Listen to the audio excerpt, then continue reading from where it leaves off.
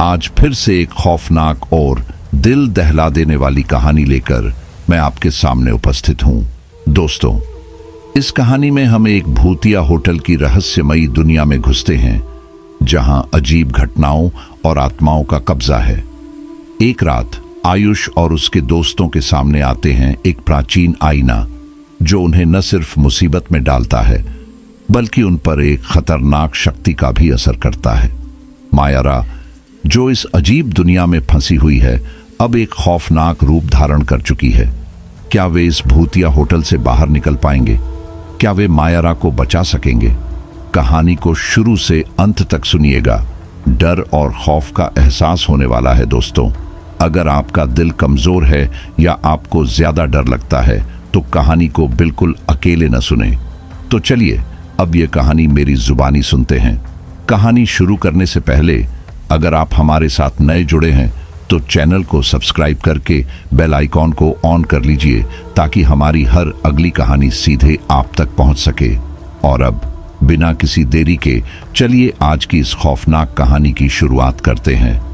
दी mysterious इन की ओर जाने वाला रास्ता ऊंचे ऊंचे पेड़ों से घिरा हुआ था, जो जैसे जैसे वे अंदर की ओर बढ़ते गए उनके चारों ओर बंद होते चले गए। सराय धीरे धीरे दिखाई देने लगी। यह एक बड़ी लेकिन जर्जर इमारत थी जो जंगल के बीच छिपी हुई थी। यह 3 मंजिल ऊंची थी, जिसकी कभी सफेद रही दीवारें अब धुली ग्रे हो चुकी थीं। जमीन से चढ़ती बेलों ने इमारत को पूरी तरह घेर लिया था। यह तो किसी हॉरर फिल्म से सीधा निकला हुआ लगता है, किशन ने हंसते हुए कहा। मुझे यह पसंद है। सायरा की असहजता स्पष्ट थी जब वह उस ढहती हुई इमारत को देख रही थी। यह जगह छोड़ी हुई लग रही है। क्या तुम्हें यकीन है कि यह सुरक्षित है? करण ने उसे हल्के में लेते हुए कहा। आराम कर सायरा, यह एक ऐतिहासिक सराय है। देखो, यह कुछ ट्रैवल ब्लॉग्स पर भी लिस्टेड है। यह उन लोगों के लिए एक छिपा हुआ खजाना है जो एक असली शांत अनुभव चाहते हैं। आयुष कार से बाहर निकला। पहाड़ों की ठंडी हवा को महसूस करते हुए उसने अपनी पीठ सीधी की। असली तो सही, कहां? ऐसा लगता है जैसे वक्त ने इस जगह को भूल ही गया हो। जैसे ही वे अपने बैग उठाकर प्रवेश द्वार की ओर बढ़े, सामने का दरवाजा जैसे सही समय पर खुद ही चरमराते हुए खुल गया।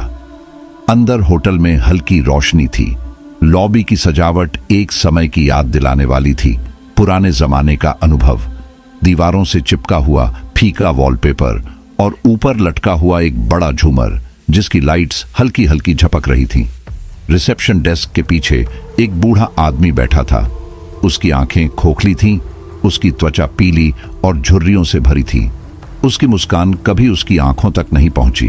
वह धीरे धीरे उठ खड़ा हुआ जब वे उसके पास पहुंचे। उसकी आवाज खुरदरी और धीमी थी। द मिस्टीरियस इनमें आपका स्वागत है, उसने कहा, जैसे हर शब्द उस जगह की तरह खिंचता हुआ था। मैं मिस्टर सरदेसाई हूं। आप पाएंगे कि हम बहुत मेहमान नवाज हैं। उसके लहजे में कुछ ऐसा था जिससे सायरा सिहर उठी। लेकिन करण, जो हमेशा सकारात्मक रहता था, आगे बढ़ा और एक चमकती हुई मुस्कान के साथ बोला, आपसे मिलकर अच्छा लगा। हम बस एक रात के लिए ठहर रहे हैं। सरदेसाई की मुस्कान जमी रही जब उसने बड़े पीतल की चाबियां सौंपी, जिन पर कमरे का नंबर खुदा हुआ था। बस एक रात? हाँ, उसने धीरे से कहा। उसकी आवाज अब मुश्किल से सुनाई दे रही थी। जब समूह सीढ़ियों से अपने कमरों की ओर चढ़ रहा था, मायरा ने देखा कि हवा और भारी और ठंडी हो गई थी। दीवारों पर लगी पुरानी पेंटिंग्स, जो किसी और युग के लोगों की थीं, ऐसी लग रही थी जैसे उनकी आंखें उन्हें चलते हुए देख रही हों। मुझे यह जगह बिल्कुल पसंद नहीं है, सायरा ने मायरा से धीरे से कहा।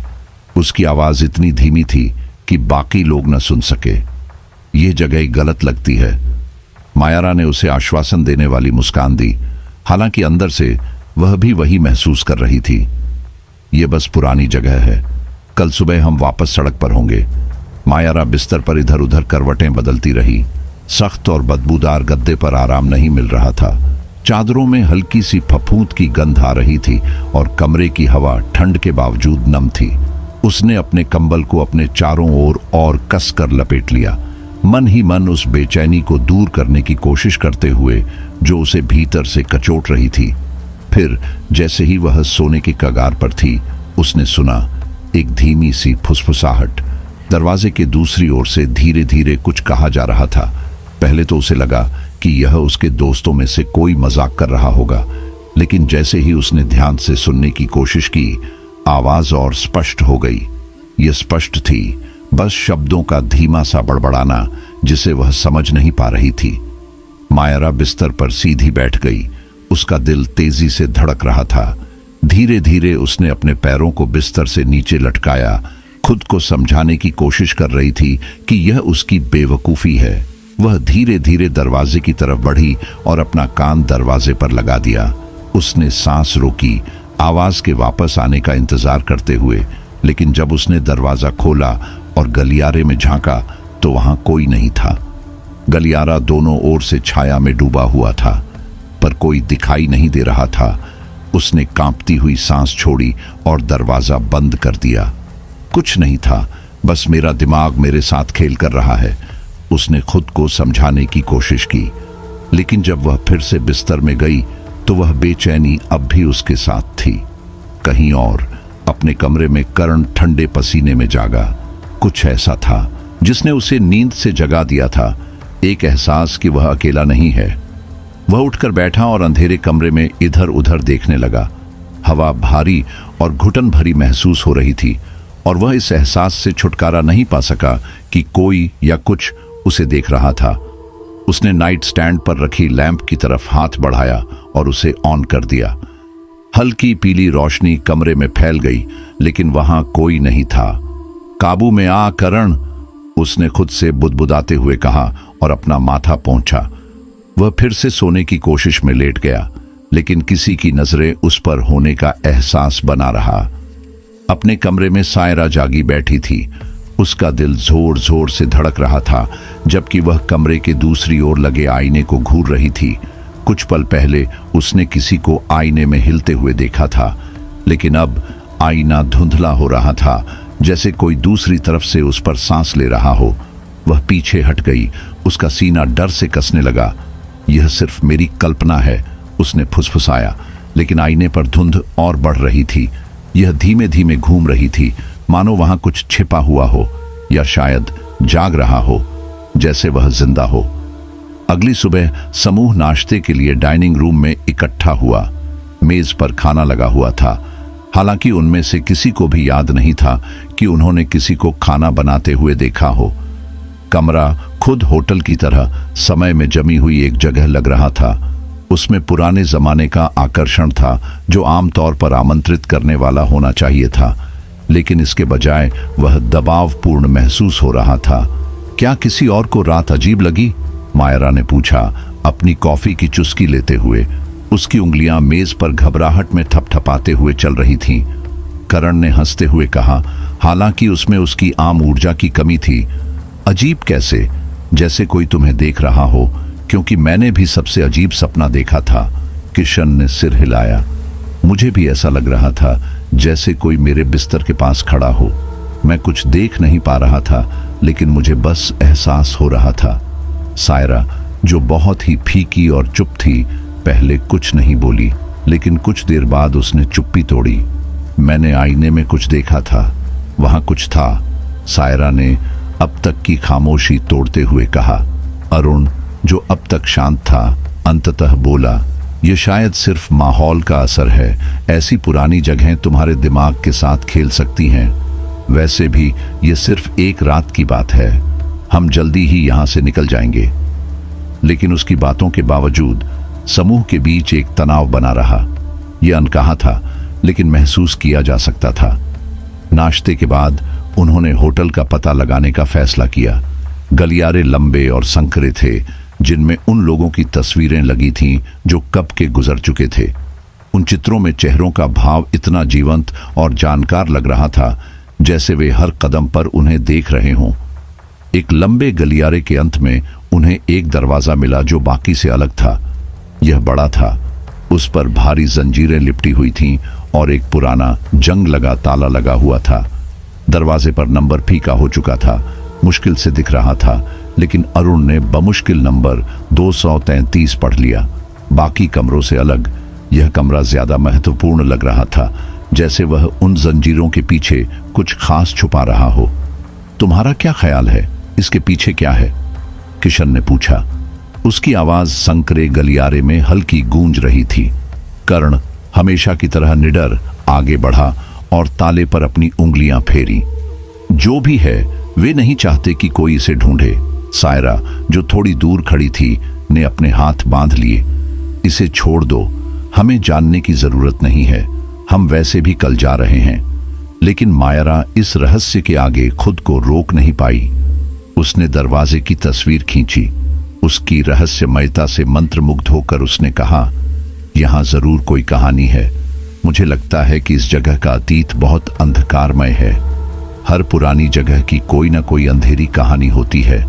अरुण ने कहा, उस बढ़ती बेचैनी को अनदेखा करने की कोशिश करते हुए जो उसके अंदर धीरे धीरे बढ़ रही थी। लेकिन हम यहाँ अतीत को खोदने नहीं आए हैं। वे आगे बढ़ गए, लेकिन वह जंजीरों वाला दरवाजा उनके दिमाग में अटका रहा। ऐसा लग रहा था जैसे उस दरवाजे के पीछे का कमरा उन्हें बुला रहा हो।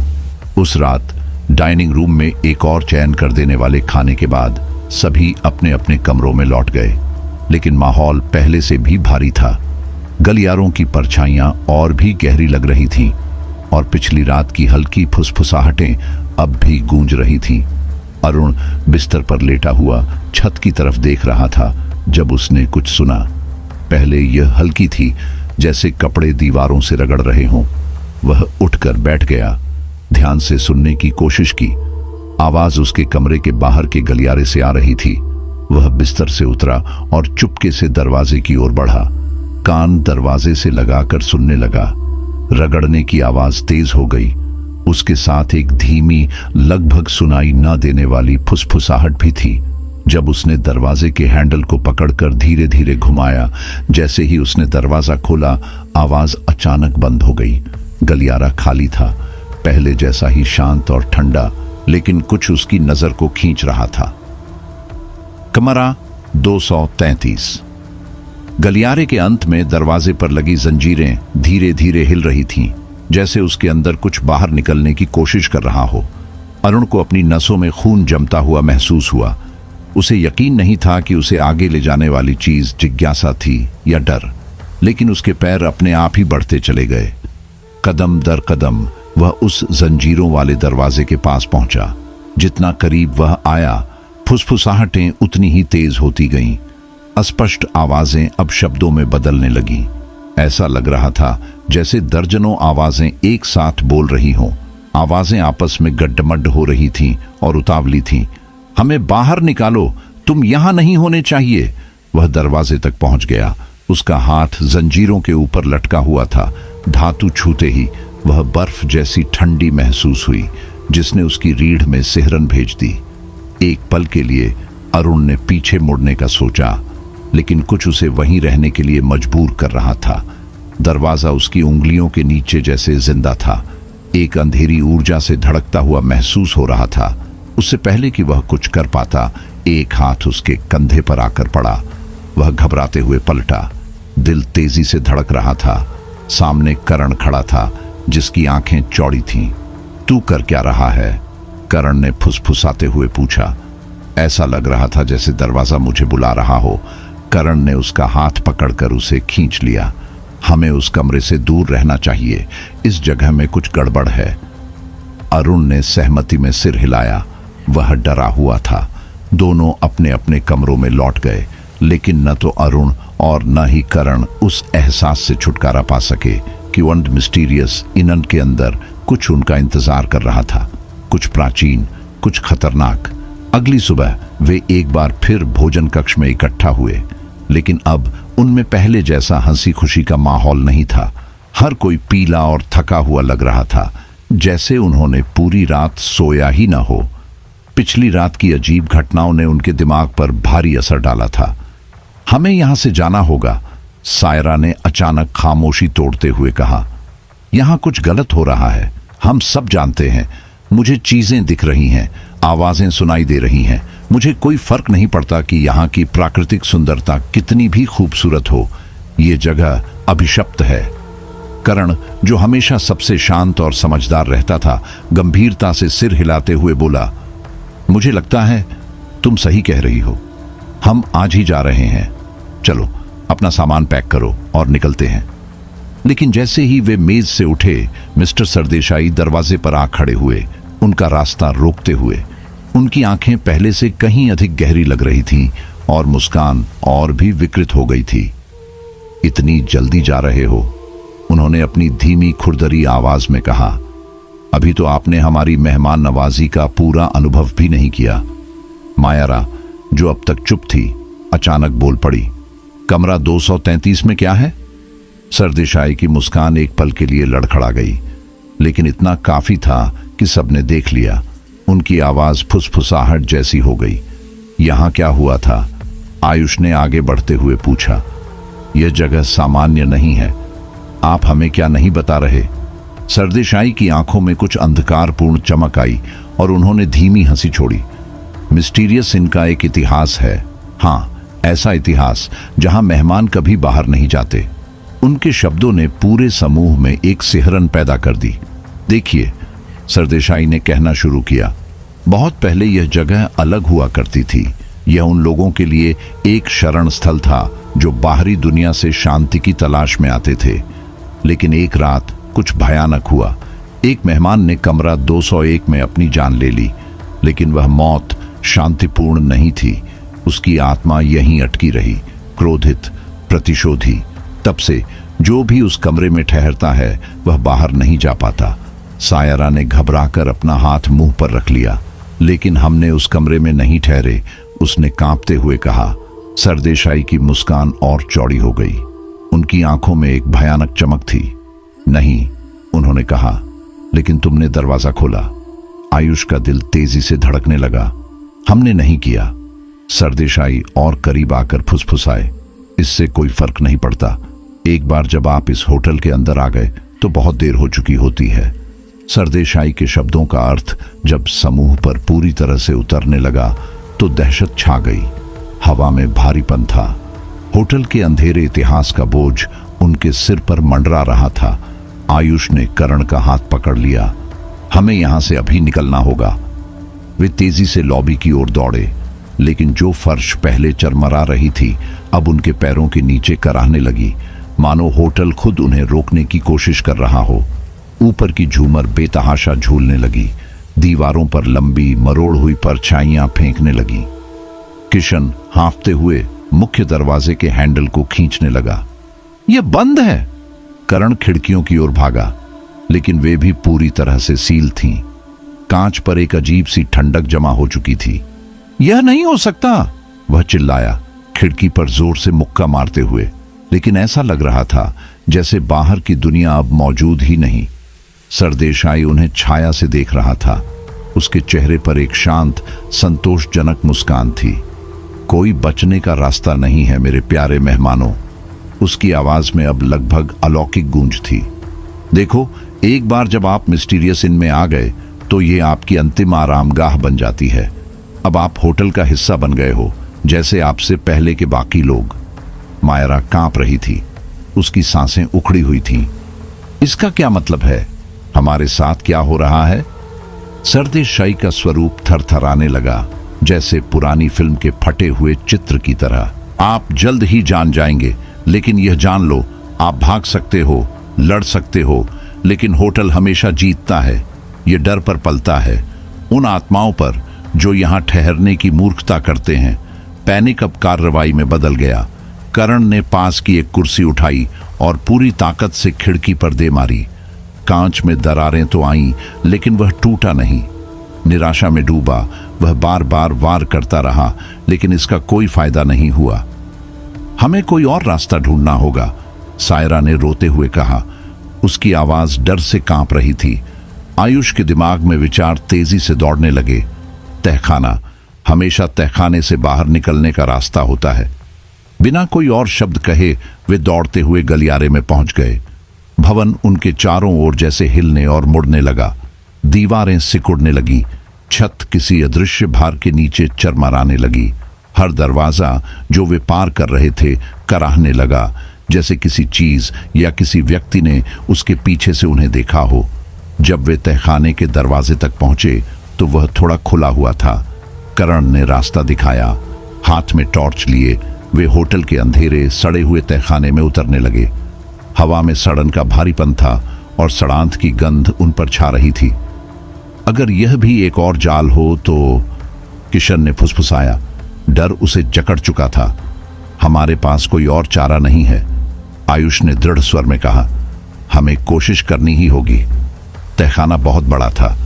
पुरानी धूल से ढका हुआ फर्नीचर और मकड़ी के जाले हर जगह फैले हुए थे, लेकिन दूर कोने में एक दरवाजा था, पुराना और जर्जर। शायद यही आजादी की ओर जाएगा। जैसे ही वे दरवाजे के पास पहुंचे, तापमान अचानक गिर गया। मायरा, जो सबसे पीछे चल रही थी, हक्का बक्का रह गई जब उसने अपने कंधे पर एक ठंडा हाथ महसूस किया। मायरा की चीख ने पूरे समूह में सनसनी फैला दी। आयुष तेजी से मुड़ा। उसका दिल जोर से धड़क रहा था। मायरा, क्या हुआ? वह कांपते हुए पीछे हट गई। उसकी आंखें डर से फटी हुई थीं। किसी ने मुझे पकड़ा। वह ठंडा था, बर्फ जैसा। करण ने तुरंत अपना टॉर्च उठाया। उसकी कमजोर रोशनी बेसमेंट के अंधेरे कोनों में कांप रही थी। दीवारों पर छायाएं झिलमिलाने लगीं, खींचती और विकृत होती हुई, लेकिन वहां और कोई नहीं था। कोई हलचल नहीं, कोई जीवन का संकेत नहीं, बस ठंडा, दबाव डालने वाला एहसास जो उन पर हावी हो रहा था। हम यहां और नहीं रुक सकते, सायरा ने फुसफुसाया। उसकी आवाज मुश्किल से सुनाई दे रही थी। आयुष ने सिर हिलाया। चलते रहो, दरवाजा वहीं है। वे बेसमेंट के दूर छोर पर खड़े पुराने दरवाजे की ओर भागे। उनके कदम सड़े गले कमरे में गूंज रहे थे। करण ने हैंडल की ओर हाथ बढ़ाया, लेकिन जैसे ही उसका हाथ धातु को छुआ, वह चीखते हुए पीछे हट गया। यह धधक रहा है, गर्म। उसने बड़बड़ाते हुए अपना हाथ पकड़ लिया। समूह दरवाजे के चारों ओर इकट्ठा हो गया और अविश्वास में उसे घूरने लगा। यह असंभव था। कुछ ही समय पहले बेसमेंट बर्फ जैसा ठंडा था और अब यह दरवाजा ऐसी गर्मी दे रहा था जैसे किसी भट्टी में रखा गया हो। आयुष ने पीछे हटते हुए सिर हिलाया। यह जगह यह कोई मतलब नहीं रखती। वे कुछ समझ पाते उससे पहले ही बेसमेंट की लाइटें झपकीं और फिर पूरी तरह से बुझ गईं। वे घने अंधेरे में डूब गए। तापमान फिर से गिर गया, इस बार असहनीय ठंड तक। वे एक दूसरे से सट कर खड़े हो गए। केवल कर्ण के छोटे टॉर्च की रोशनी ही उनका सहारा थी। अंधेरे की गहराइयों से वे फिर से सुनने लगे। फुसफुसाहट, उनके नाम फुसफुसाए जा रहे थे। आयुष, सायरा, कर्ण, मायरा, किशन। ऐसा लग रहा था जैसे खुद होटल उनसे बात कर रहा हो, उनके नाम जानता हो, उनके डर और उनकी आत्माओं को पहचानता हो। आयुष ने अपनी रीढ़ में एक सिहरन महसूस की। यह सिर्फ ठंड नहीं थी, यह वह स्पष्ट एहसास था कि कुछ उन्हें देख रहा है, कुछ प्राचीन और दुष्ट। हमें वापस ऊपर जाना चाहिए, किशन ने कांपते हुए कहा। हमें यहां से बाहर निकलना होगा। लेकिन जैसे ही वे मुड़े, उनके पीछे का बेसमेंट का दरवाजा जोरदार धमाके के साथ बंद हो गया। उस आवाज ने पूरे कमरे में गूंज पैदा कर दी। एक बर्फीली हवा का झोंका बेसमेंट में बहने लगा। उसने करण के हाथ से टॉर्च गिरा दिया। वह फर्श पर घिसटते हुए दूर चला गया। रोशनी इधर उधर घूमी और फिर पूरी तरह से बुझ गई। वे अंधेरे में डूब गए। पास रहो, आयुष ने फुसफुसाया। हवा इतनी ठंडी थी जितनी कोई इंसानी छ्वन नहीं हो सकती। आयुष का दिल तेजी से धड़कने लगा। कौन है? उसने पुकारा। कोई जवाब नहीं आया। अचानक मायरा फिर से चीख पड़ी। इस बार उसकी चीख और भी ज्यादा डरावनी थी। उसकी आवाज पूरी दहशत से भरी हुई थी। यह यहां है, कुछ यहां है। हवा की फुसफुसाहट अब दीवारों से टकरा रही थी। ऐसा लग रहा था जैसे दीवारें खुद उन पर दबाव डाल रही हों, उनकी जिंदगी को निचोड़ते हुए। आयुष ने अपना फोन निकालने की कोशिश की। वह बेताब था उसकी टॉर्च का इस्तेमाल करने के लिए, लेकिन उसके हाथ इतनी बुरी तरह कांप रहे थे कि वह फोन ठीक से पकड़ भी नहीं पा रहा था। सायरा ने उसका हाथ पकड़ा। उसकी आवाज डर के मारे बमुश्किल सुनाई दे रही थी। हमें यहां से बाहर निकलना होगा। हम नहीं कर सकते, हम फंस गए हैं, करण बुदबुदाया। लेकिन मायारा उनकी बात नहीं सुन रही थी। घबराहट में उसने खुद को समूह से अलग कर लिया और बेसमेंट के गहरे अंधेरे में भाग गई। वह छायाओं में गायब हो गई। मायारा! आयुष चिल्लाया, लेकिन तब तक बहुत देर हो चुकी थी। अंधेरा उसे पूरी तरह निगल चुका था। उसके कदमों की आवाज धीरे धीरे खामोशी में बदल गई। वे वहीं जमे खड़े रहे। उनकी सांसें तेज और उथली हो गईं। बेसमेंट अब शांत था। बस मायरा की घबराहट भरी सांसों की हल्की आवाज सुनाई दे रही थी। फिर अचानक कदमों की आवाजें आईं, धीमी, जानबूझकर उठाए गए कदम, लेकिन वे मायरा के कदम नहीं थे। आयुष का दिमाग तेजी से चलने लगा। उसने ध्यान से सुनने की कोशिश की। कदमों की आवाजें धीरे धीरे तेज हो रही थीं और पास आती जा रही थीं। बेसमेंट की हवा इतनी ठंडी थी कि सांस लेना मुश्किल हो रहा था। हर पल एक अनंत काल जैसा महसूस हो रहा था। मायरा कहाँ है? सायरा ने कांपती आवाज में पूछा। हमें उसे ढूंढना होगा।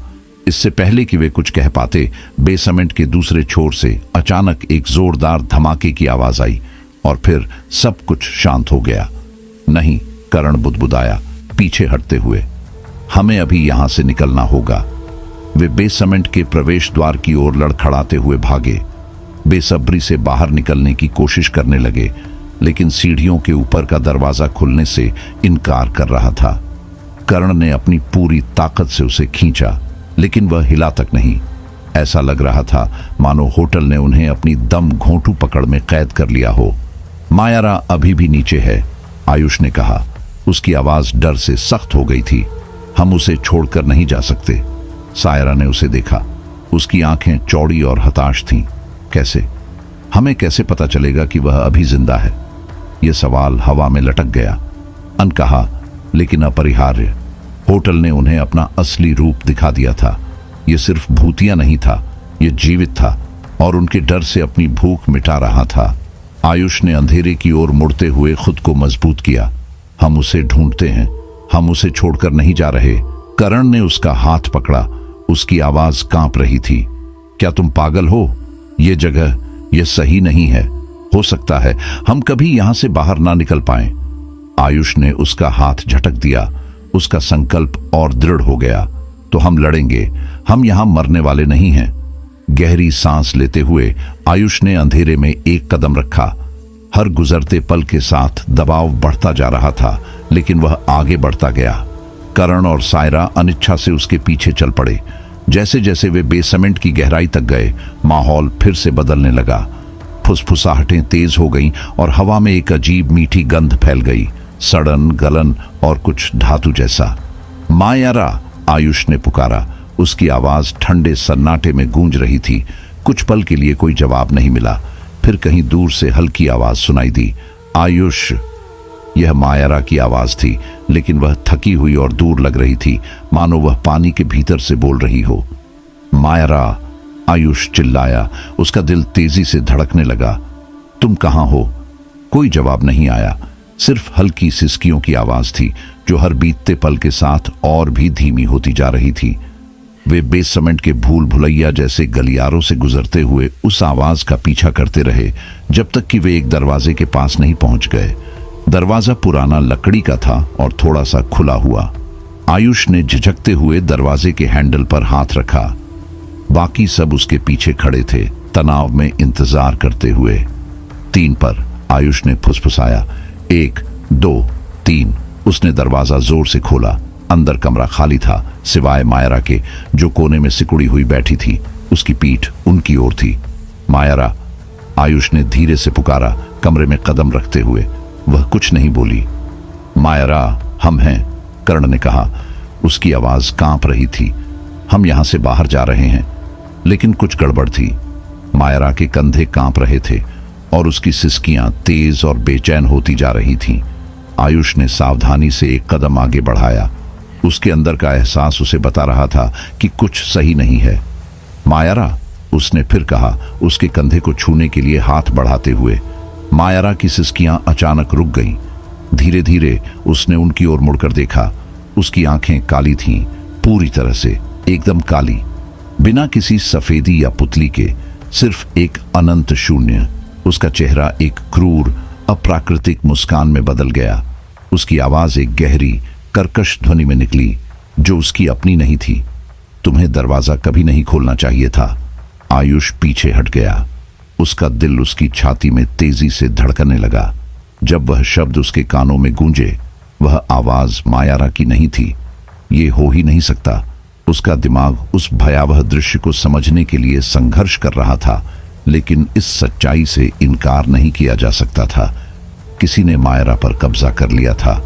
सायरा ने घबराते हुए दीवार से पीठ लगा ली। उसके हाथ कांप रहे थे। यह क्या है? करण भी हैरानी से जमे हुए थे। उसकी नजरें मायरा के अप्राकृतिक विकृत रूप पर जमी हुई थीं। उसकी आंखों की काली गहराई में प्रकाश डूब रहा था। हमें यहां से अभी निकलना होगा। लेकिन मायरा या जो भी उसे नियंत्रित कर रहा था धीरे धीरे उठ खड़ी हुई। उसके अंग अजीब तरह से हिल रहे थे, जैसे वे उसके अपने नहीं हों। उसकी मुस्कान अब भी उसके चेहरे पर जमी हुई थी, और जैसे जैसे वह उनकी ओर बढ़ी, वह और भी भयावह होती गई। तुम उसे ढूंढने आए थे, वह कर्कश आवाज बोली। हर शब्द से नफरत टपक रही थी। लेकिन अब वह हमारी है, और जल्द ही तुम भी। आयुष की सांस थम गई जब मायरा की काली आंखें उसकी ओर गड़ गईं। ऐसा लग रहा था जैसे अंधकार खुद उसे अपनी ओर खींचने की कोशिश कर रहा हो, उसे अपने भीतर डुबोने के लिए। हम तुम्हें पीछे नहीं छोड़ेंगे मायरा, आयुष ने कहा, हालांकि उसकी आवाज कांप रही थी। हम तुम्हें बचाएंगे। मायरा के होठों से एक डरावनी गहरी हंसी गूंजी। उसे बचाओगे? उसने उपहास किया। तुम खुद को भी नहीं बचा सकते। अचानक मायरा उनकी ओर झपटी। उसके अंग भले ही अजीब तरह से हिल रहे थे, लेकिन वह बेहद तेज थी। आयुष के पास प्रतिक्रिया देने का समय मुश्किल से था। वह पीछे की ओर लड़खड़ा गया जब उसने उसे पकड़ने की कोशिश की। करण ने पास पड़ी कुर्सी उठाई और उनके बीच में मार दी, जिससे मायारा का संतुलन बिगड़ गया। वह चिल्लाई, एक उच्च स्वर की अप्राकृतिक आवाज, और जमीन पर गिर गई। हमें अभी निकलना होगा। करण ने चिल्लाते हुए सायरा का हाथ पकड़ लिया और उसे दरवाजे की तरफ खींचा। आयुष ने एक पल के लिए झिझकते हुए नीचे मायरा की ओर देखा। वह बिना हिले डुले पड़ी थी, लेकिन उसके चारों ओर वह अजीब सा अंधकार अब भी फैला हुआ था। वह उसे बचाना चाहता था, लेकिन भीतर ही भीतर उसे पता था कि यह चीज, यह होटल, वह उपस्थिति जो इसे परेशान कर रही थी, उन्हें आसानी से जाने नहीं देगी। उसने पलटा और करण और सायरा के पीछे दौड़ा। कमरे का दरवाजा जोर से बंद कर दिया। वे बेसमेंट के अंधेरे गलियारों से होते हुए भागे।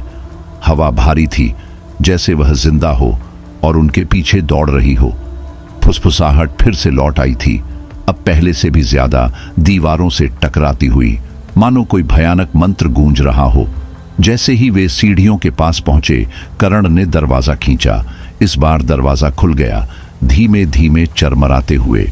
बाहर की हवा अचानक से गर्म थी, पहले से कहीं अधिक, लेकिन वह सुरक्षा जिसकी उन्हें उम्मीद थी सिर्फ एक भ्रम थी। फुसफुसाहट फिर से उनके शरीर में घर कर गई। आयुष ने उसे महसूस किया, एक दुष्ट शक्ति जो चारों ओर से उन पर दबाव डाल रही थी। यह उन्हें जाने नहीं देना चाहती थी। सायरा चिल्लाई जब ऊपर की लाइटें झपकते हुए बुझ गईं और सीढ़ी एक बार फिर अंधेरे में डूब गई। कदमों की आवाज, वही धीमी जानलेवा आवाज, उनके पीछे गूंजने लगी। भागो! करण ने चिल्लाया, सायरा को धक्का देते हुए। चलो! वे सीढ़ियों पर भागने लगे। उनके कदम घबराहट से भरे हुए थे, जबकि वह उपस्थिति उनके पीछे आ रही थी। आयुष को उसकी ठंडी सांस अपनी गर्दन पर महसूस हो रही थी। वह पीछे देखने की हिम्मत नहीं कर सका। जैसे ही वे सीढ़ियों के शीर्ष पर पहुंचे, उनके सामने का दरवाजा जोर से धमाके के साथ बंद हो गया। आयुष ने उसे खोलने की कोशिश की, लेकिन यह हिला भी नहीं। होटल ने उन्हें फिर से फंसा लिया था। अब क्या करें? सायरा घबराते हुए चिल्लाई, हम फंस गए हैं। इससे पहले कि कोई जवाब दे पाता, हवा में एक ठंडी दुष्ट आवाज गूंजने लगी। तुम जा नहीं सकते, तुम कभी जा ही नहीं सकते थे। आयुष तेजी से घूम गया और देखा कि मायरा सीढ़ियों के नीचे खड़ी थी। उसकी काली आंखें धुंधली रोशनी में चमक रही थी, लेकिन अब यह सिर्फ मायरा नहीं थी। उसके पीछे दीवारों और फर्श से छायाएं उभरने लगीं। उनके आकार अंधेरे में मुश्किल से दिख रहे थे। होटल ने उन्हें वापस बुला लिया था। पिछले सालों में जो आत्माएं यहां बसी थीं, वे फिर से जीवित हो गई थीं। जो इसने निगल ली थी, वे भी यहां फंसे हुए थे, बिल्कुल मायारा की तरह, और अब वे भी उन्हें पाने के लिए आ रहे थे। करण ने सीढ़ियों के कोने से एक भारी लोहे की छड़ उठाई और उसे सामने रख लिया। पीछे हटो, उसने चिल्लाया। हालांकि उसकी आवाज उसके डर को छिपा नहीं सकी। मायरा ने फिर से मुस्कुराया, वह अजीब आत्मा विहीन मुस्कान। तुम लड़ नहीं सकते, सब कुछ पहले ही खत्म हो चुका है। छाया आगे बढ़ने लगी। उनकी खोखली आंखें समूह पर जमी हुई थीं। आयुष का दिल तेजी से धड़कने लगा। वे घिरे हुए थे। हर इशारा उसे भागने को कह रहा था, लेकिन भागने के लिए कोई जगह नहीं थी। लेकिन फिर घबराहट के बीच उसने कुछ देखा। एक हल्की चमक बेसमेंट के दूसरी तरफ, उसी कमरे के पास से जहां वे अभी अभी भागे थे। यह बहुत ज्यादा नहीं था, लेकिन वह उस घुटन भरे अंधेरे से अलग था जिसने उन्हें घेर लिया था। देखो, आयुष ने चिल्लाया, उस चमक की ओर इशारा करते हुए। वहां कुछ है। करण और सायरा ने उसकी ओर देखा। उनकी आंखें हैरानी से फैल गईं। हमारे पास कोई और चारा नहीं है, कर्ण ने दांत पीसते हुए कहा। यह हमारी एकमात्र उम्मीद है। वे सीढ़ियों से वापस भागे, उस अजीब रोशनी की ओर दौड़ते हुए। छाया उनके पीछे चल पड़ी। उनके कदम धीमे लेकिन जानलेवा थे, मानो उन्हें पता था कि उनके शिकार के पास कोई रास्ता नहीं था। जैसे ही वे चमक के पास पहुंचे, उन्होंने देखा कि वह रोशनी किससे आ रही थी। दीवार में एक पुराना जंग लगा आईना लगा हुआ था। उसकी सतह दरारों से भरी थी, लेकिन उसमें एक अजीब सी हल्की चमक थी। यह क्या है? सायरा ने कांपती आवाज में पूछा। आयुष ने आईने को घूरा और एक अजीब सा एहसास उसके मन में उठा। यह पुराना था और फिर भी इसमें कुछ ऐसा था जो परिचित सा लग रहा था, जैसे इसमें उनकी मुक्ति की कुंजी छिपी हो। बिना कुछ सोचे उसने आईने की सतह को छू लिया। जैसे ही उसकी उंगलियां आईने की सतह से टकराईं, कमरा हिलने लगा। घुटन भरा अंधेरा थोड़ा सा हट गया और हवा गर्म हो गई। छाया हिचकिचाने लगी, जैसे आईने की उपस्थिति उन्हें दूर धकेल रही हो। यह काम कर रहा है, आयुष ने फुसफुसाया। जैसे ही उसने यह कहा, आईना कंपन करने लगा। उसकी सतह पानी की तरह हिलने लगी। चमक तेज हो गई और अचानक आईना टूट गया। हजारों कांच के टुकड़े हवा में बिखरते हुए उन पर बरस पड़े। बेसमेंट फिर से अंधेरे में डूब गया। हवा में एक अजीब ऊर्जा भरी थी जो शत्रुतापूर्ण थी। वह उपस्थिति जो उन्हें परेशान कर रही थी, अब और भी ज्यादा शक्तिशाली हो गई थी। हमारे पास अब समय नहीं है, सायरा ने रोते हुए कहा। अब हम क्या करेंगे? यहां से निकलने का कोई रास्ता नहीं बचा। लेकिन आयुष हार मानने को तैयार नहीं था। वह उन आत्माओं का दबाव महसूस कर सकता था, लेकिन उसे यकीन था कि कहीं ना कहीं कोई रास्ता जरूर होगा, कोई ना कोई तरीका जिससे वे बच सकते थे। अचानक एक आवाज नरम और दूर उसके मन में गूंजी। तुम जानते हो रास्ता? आयुष की आंखें चौड़ी हो गईं। वह आवाज बाहर से नहीं आ रही थी, यह उसके भीतर से आ रही थी, और किसी तरह उसे पता था कि यह उसे सही दिशा में ले जा रही थी। हमें वापस लॉबी में जाना होगा, आयुष ने कहा। उसकी आवाज में यकीन था। यहीं से यह सब शुरू हुआ था, यहीं यह खत्म होगा। करण ने भौं चढ़ाई। क्या तुम्हें यकीन है? तुम्हें कैसे पता? मुझे बस पता है, आयुष ने उत्तर दिया। उसकी आवाज स्थिर थी। आयुष का आत्मविश्वास विचलित करने वाला था, लेकिन एक ऐसी जगह पर जहां वास्तविकता मुड़ी और विकृत होती थी, उनके पास कोई और विकल्प नहीं था। करण और सायरा ने एक दूसरे की तरफ देखा और सहमति में सिर हिलाया। वे धीरे धीरे सीढ़ियों की ओर बढ़ने लगे। उनके कदम सतर्क थे लेकिन दृढ़। हर कदम के साथ हवा और भारी होती गई, मानो होटल खुद उन्हें रोकने की कोशिश कर रहा हो। परिचित फुसफुसाहट इस बार और करीब थी और अधिक डरावनी। तुम कभी बाहर नहीं निकलोगे, सायरा ने कांपते हुए आयुष का हाथ कसकर पकड़ लिया। क्या तुम्हें सच में लगता है कि हम इसे रोक सकते हैं? अगर हम गलत हुए तो? आयुष ने उसकी तरफ देखा भी नहीं। वह बस आगे बढ़ता रहा। मुझे नहीं पता, लेकिन हम यहां नीचे नहीं रह सकते। अगर हमें बचना है तो हमें कोशिश करनी होगी। जैसे ही वे लॉबी के पास पहुंचे, तापमान अचानक गिर गया। पुराने जर्जर फर्नीचर की लंबी डरावनी छाया झूमर की मंद रोशनी में उभर रही थी। रिसेप्शन काउंटर, जहां वे पहली बार उस अजीब बूढ़े आदमी से मिले थे, अब खाली था। कहीं भी जीवन का कोई निशान नहीं था। वह कहाँ गया? करण बुदबुदाया, इधर उधर देखते हुए। वह भी इसका हिस्सा है, मुझे पता है। सामने के दरवाजे दिख रहे थे, लेकिन जब करण ने उन्हें खोलने की कोशिश की तो उनके हैंडल बर्फ जैसे ठंडे थे, जमे हुए। खिड़कियों पर भी एक मोटी परत जम चुकी थी, जिसने बाहर की दुनिया को ढक दिया था। ऐसा लग रहा था मानो होटल ने उन्हें एक स्नो ग्लोब में कैद कर लिया हो, बिना किसी रास्ते के। आयुष, अब क्या? सायरा ने धीमे स्वर में पूछा। आयुष ने उस जगह की तरफ देखा जहां रिसेप्शन काउंटर दीवार से मिलता था। वही आवाज फिर उसके दिमाग में गूंज उठी। यह दरवाजे से शुरू हुआ था। वह बड़ी सीढ़ियों की ओर बढ़ा, जहां से उन्होंने पहली बार होटल की इस अजीब और खौफनाक दुनिया में कदम रखा था। उसकी आंखें पूरे कमरे को ध्यान से देख रही थीं, किसी भी चीज की तलाश में जो उनकी मदद कर सके। और फिर उसने देखा, सीढ़ियों के नीचे, एक पुराने धूल से भरे गलीचे के नीचे एक फर्श दरवाजा था। यह पहले यहां नहीं था।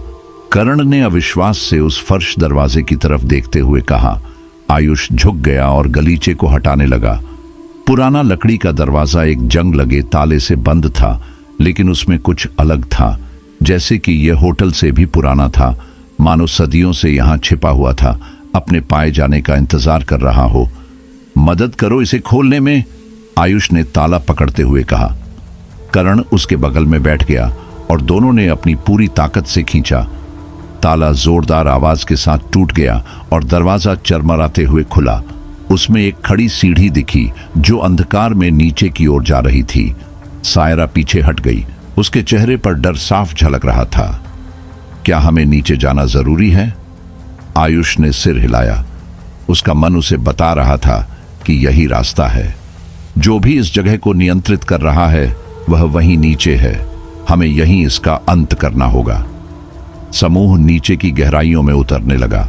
उनकी टॉर्च की रोशनी बमुश्किल अंधेरे को चीर पा रही थी। ठंड और बढ़ने लगी और फुसफुसाहटें देने लगी, मानो लंबे समय से मरे हुए आत्माएं मुक्ति के लिए पुकार रही हों। जैसे ही वे नीचे पहुंचे, सीढ़ियां एक विशाल कमरे में खुल गईं, जिसकी दीवारों पर अजीब निशान पत्थरों में उकेरे गए थे।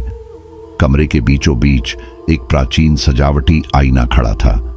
वही आईना जो उन्होंने बेसमेंट में तोड़ा था, लेकिन यह आईना बड़ा और अधिक डरावना था। इसकी सतह पर एक बीमार, अप्राकृतिक रोशनी धड़क रही थी।